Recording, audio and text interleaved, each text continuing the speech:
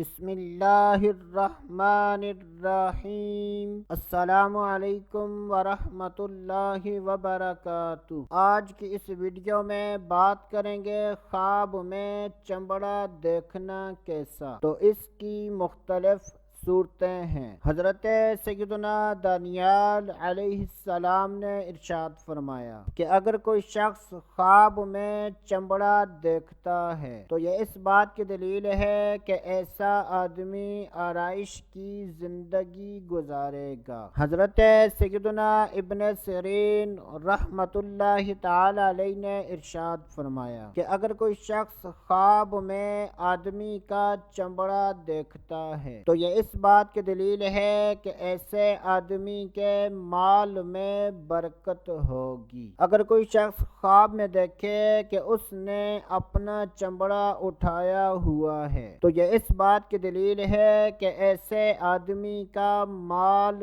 ضائع ہوگا۔ اگر کوئی شخص خواب میں اپنے چمڑے کو نیلا یا کالا دیکھتا ہے تو یہ اس بات کی دلیل ہے کہ ایسا آدمی غم و مصیبت میں مبتلا ہوگا۔ اگر کوئی شخص خواب میں دیکھے کہ اس کے پاؤں کا چمڑا روشن ہے تو یہ اس بات کی دلیل ہے کہ ایسے آدمی کی مراد پوری ہوگی۔ حضرت سیدنا ابراہیم کرمانی رحمت اللہ تعالی علیہ نے ارشاد فرمایا کہ اگر کوئی شخص خواب میں دیکھے کہ اس کے پاس جانوروں کا چمڑا ہے تو یہ اس بات کی دلیل ہے کہ ایسے آدمی کو مال ملے گا۔ اگر کوئی شخص خواب میں اونٹ یا بکرے کا چمڑا دیکھتا ہے تو یہ اس بات کی دلیل ہے کہ ایسا آدمی اپنے رشتہ داروں میں سے کسی رشتہ دار کی وراثت